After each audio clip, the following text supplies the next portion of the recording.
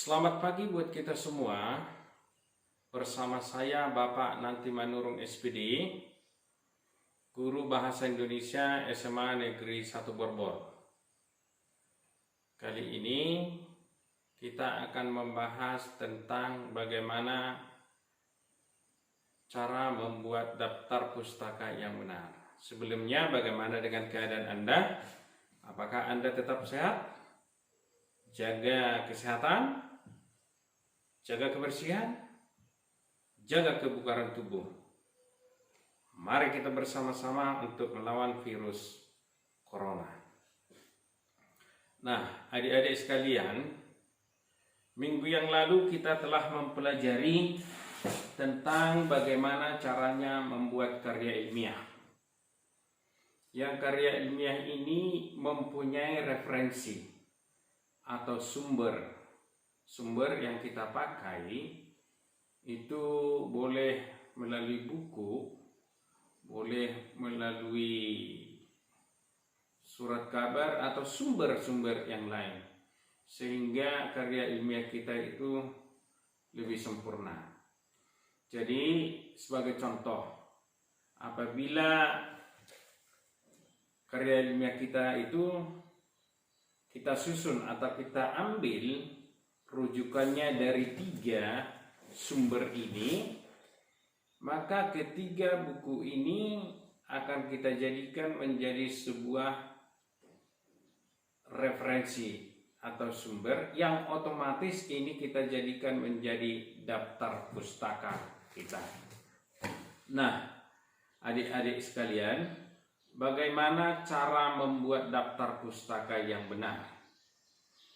Daftar pustaka merupakan suatu tulisan yang berada di akhir sebuah tulisan pada karya tulis atau buku yang dijadikan sebagai referensi atau sumber dalam menyusun tulisan. Jadi contoh, buku ini mempunyai referensi, maka buku ini otomatis mempunyai daftar pustaka. Jadi seperti yang dikatakan tadi, ada pada tulisan akhir. Kalau kita lihat dalam buku ini, daftar pustakanya ada pada bagian akhir.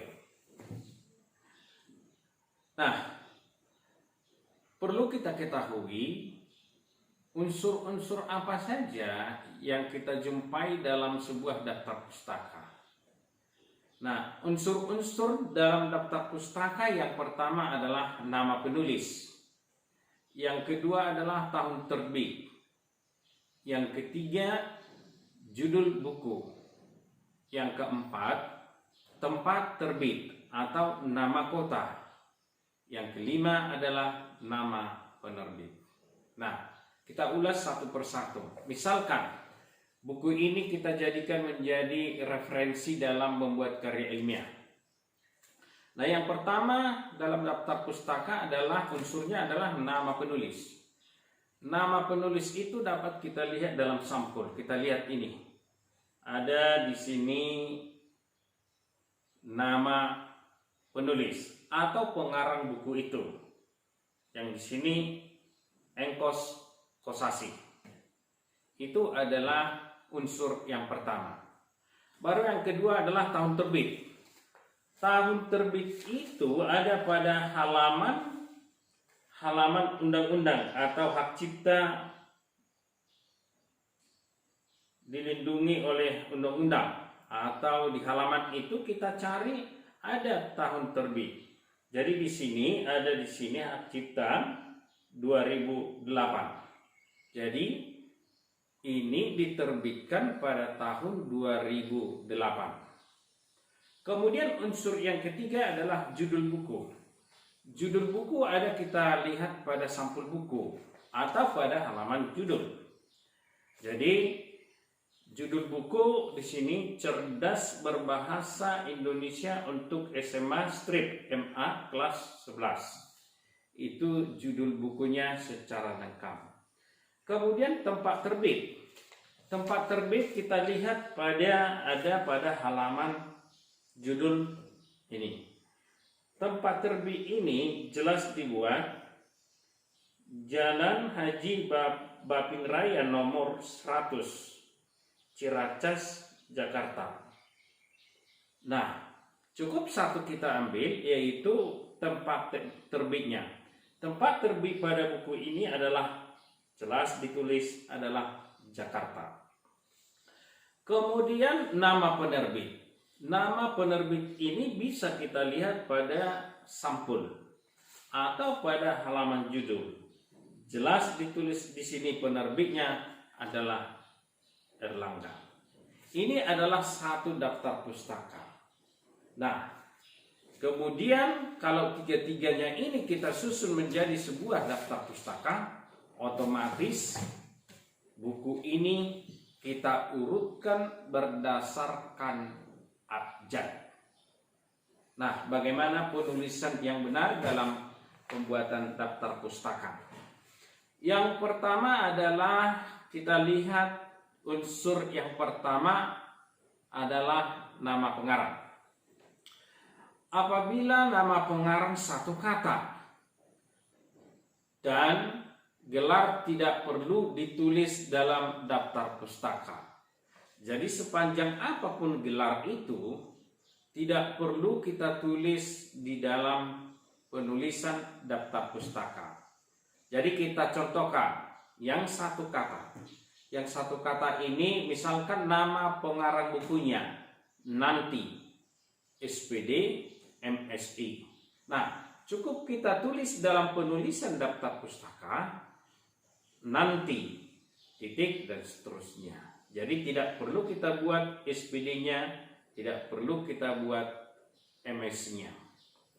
Nah, yang kedua, langkah kedua, apabila nama pengarangnya dua kata, maka yang ditulis yang pertama adalah kata kedua, atau disebut itu adalah nama umum atau keluarga.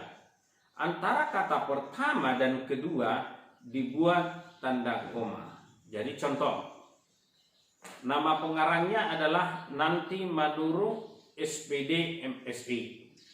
Maka akan kita tulis dalam penulisan daftar pustaka itu, kita akan menulis yang pertama adalah kata kedua atau nama keluarga atau yang disebutkan nama umum menjadi Manurung, koma, Nanti, dan seterusnya. Itu penulisan kalau nama pengarangnya terdiri dari dua kata. Kemudian yang berikutnya, apabila nama pengarang terdiri dari tiga kata atau lebih, maka yang pertama ditulis adalah nama terakhir. Contoh, ini kalau dia memakai tiga kata atau lebih, hanya satu pengarangnya. Misalkan Johari Nanti Manurung, SPD, MSI. Maka akan kita tulis dalam penulisan daftar pustaka Manurung, koma, Johari Nanti. Jadi tidak perlu dibalikkan nama kata kedua dan kata pertama. Nah, bagaimana kalau buku itu dikarang oleh dua orang? Jadi apabila pengarangnya terdiri dari dua orang, maka hanya orang pertama yang diubah namanya. Cukup menambahkan kata dan. Contoh, kalau buku itu dikarang oleh Nanti Manurung dan Beni Pasaribu. Nah, mana orang pertama? Orang pertama itu yang pertama kita baca dalam penulisan pengarang pada judul. Jadi kalau diurutkan dari atas ke bawah, otomatis orang pertama yang di atas. Kalau nama pengarangnya itu diurutkan ke samping, berarti otomatis yang kita baca itu adalah yang di sebelah kiri, baru ke sebelah kanan. Nah, maka akan kita tulis Manurung, koma, Nanti, dan Beni Pasaribu, titik, dan seterusnya. Nah, itu pengolahan nama apabila nama pengarangnya terdiri dari dua orang. Nah, apabila lebih dari 2 orang pengarangnya, maka hanya 1 orang saja yang ditulis dan hanya menambahkan kata DKK. Jadi orang pertama tadi dalam mengarang buku itu, kita lihat urutan yang pertama kita baca. Bisa diurutkan dari atas ke bawah, bisa dari sebelah kiri ke kanan. Nah, jadi contoh. Pengarangnya adalah Nanti Manurung SPD MSI, Beni Pasaribu SPD, Fatima Sihotang SPD. Maka akan kita tulis Manurung, nanti titik DKK, artinya dan kawan-kawan. Baru kita tulis terusnya. Itulah penulisan daftar pustaka mengolah nama pengarang. Kemudian unsur yang kedua adalah tahun terbit. Tadi sudah saya jelaskan bagaimana cara mencari di dalam buku ini tahun terbit buku. Jadi urutan yang kedua dituliskan tahun berapa buku itu dicetak. Contoh, kalau dicetak buku itu tahun 2020, maka ditulis Manurung, nanti titik 2020 dan seterusnya. Itu unsur yang kedua. Kemudian unsur yang ketiga. Unsur yang ketiga adalah judul buku. Judul buku ditulis setiap huruf pertama memakai huruf kapital, kecuali konjungsi dan kata tugas. Penulisannya harus bercetak miring. Ingat ya, penulisan judul pada daftar pustaka harus ditulis bercetak miring. Jadi contoh, kalau judul buku itu adalah penulisan karya ilmiah dan daftar pustaka, maka ditulis unsur pertama tadi nama pengarangnya, unsur kedua adalah tahun terbitnya, unsur ketiga adalah judul buku. Maka kita tulis Manurung, nanti 2020 titik penulisan karya ilmiah dan daftar pustaka. Dengan catatan tadi, ingat syaratnya, penulisan judul buku ditulis huruf pertama adalah memakai huruf kapital, kecuali konjungsi dan kata tugas. Berarti dan adalah sebagai konjungsi dan itu D-nya harus huruf kecil, tidak memakai huruf kapital. Selebihnya huruf pertama, setiap kata harus memakai huruf kapital. Kemudian selanjutnya penulisan unsur yang berikutnya adalah penulisan tempat penerbit.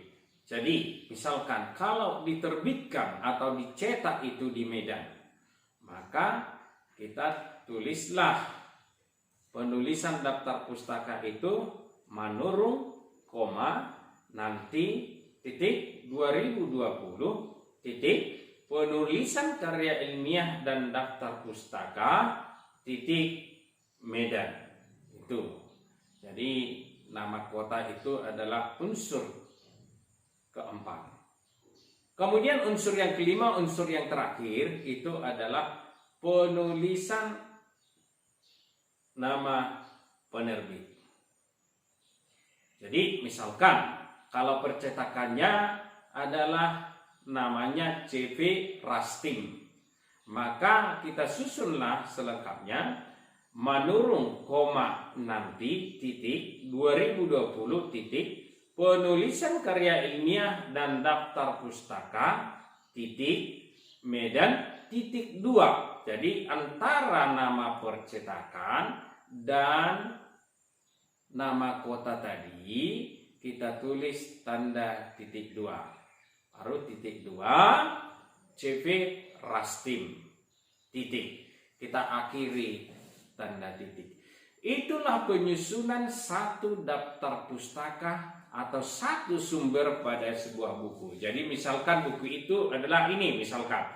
Jadi hanya satu buku inilah satu yang kita ulas tadi. Nah, adik-adik sekalian, nah bagaimana penyusunan kalau dia sudah dua?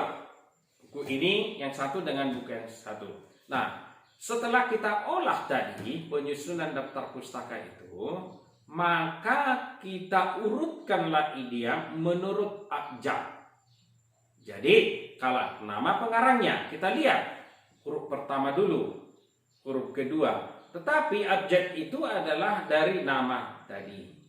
Jadi kalau A duluan, baru B, C, D dan seterusnya sampai Z. Nah, adik-adik sekalian, kalau misalkan ada dua buku yang sama, ditulis oleh atau dikarang oleh satu orang, maka nama pengarangnya itu kita tulis atau kita urutkan itu dari tahun terbitnya. Jadi nama pengarangnya hanya satu, tidak perlu ditulis dua kali, hanya menarik garis lurus saja. Nah, menjorok ke dalam, penulisannya menjorok ke dalam. Jadi mulailah dari tahun terbit atau 5 huruf, 5 tak atau sampai 7 tak. Itu urutan kedua. Tapi urutan siapa yang pertama atau buku mana yang kita tuliskan adalah kita lihat dari tahun terbit. Kalau misalkan sama tahunnya, maka kita lihat, kita urutkan berdasarkan abjad judul buku, demikian seterusnya. Nah, adik-adik, bagaimana kalau kita tidak bisa menuliskan satu daftar pustaka itu satu baris, harus 2 baris atau 3 baris. Nah, baris kedua harus menjorok ke dalam sebanyak 5-7 tak. Jadi jangan mulai dari penulisan di bawah nama pengarang tadi. Jadi harus menjorok dia ke dalam. Jadi kosongkan saja, tidak perlu memakai garis. Seperti yang kita buat tadi dalam penulisan, kalau 2 atau 3 buku yang ditulis oleh satu orang. Nah, penulisan daftar pustaka ini tidak perlu memakai nomor. Misalkan nomor 1 urutan 1 dibuat 1, urutan kedua 2, tidak perlu. Jadi dia tidak memakai nomor urut. Jadi kita susun langsung tanpa nomor urut, tetapi dia harus menurut abjad dari atas ke bawah. Barangkali itu penjelasan saya supaya adik-adik kelas 11 bisa menyusun daftar pustaka dengan benar. Nah, tetap semangat, jaga kesehatan, pakai masker. Terima kasih.